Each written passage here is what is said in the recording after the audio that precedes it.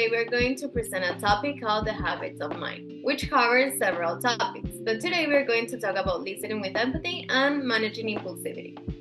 First of all, I'm going to present Tara and Adriana. To begin, the first question is going to be for Tara. What is the most important thing about using empathy in the workplace? Why or why not? Well, I think using empathy in the workplace is very important because that way you can understand each other, and everyone comes from a different culture and background. They can bring new ideas to the table that can help what is working work better. And when using empathy, we can share feelings to better collaborate and work as a team.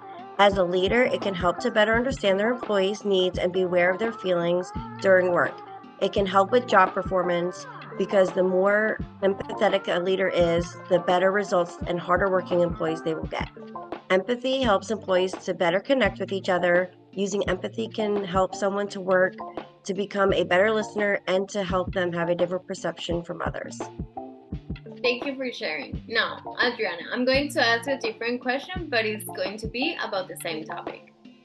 When someone talks to you about challenges that he or she is facing because of his or her background, what strategies do you apply to listen with empathy?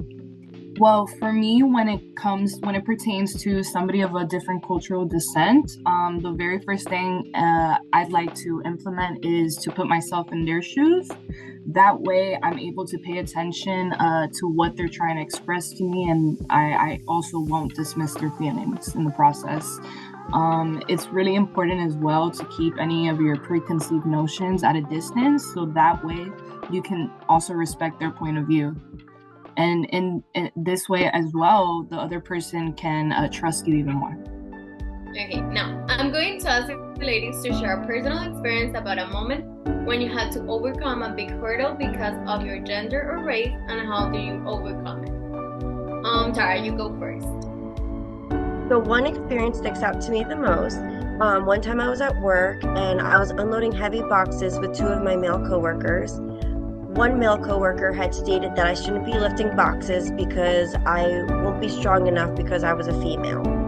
I told him that I was fine lifting boxes, and even though that I was small, I have always been strong. At the time, it really bothered me that he thought that way about females. Then I realized that some people won't change, so I had to change my attitude about it, and it helped me to overcome his discrimination on how he felt that women should work, and it helped me to realize I can't change the way others think, but I can only control the way that I think. Yeah, thank you for sharing. Now, if you want to join it, you can share yours. Yeah, just to piggyback off of what Tara was saying, my personal experience actually occurred in the workplace as well.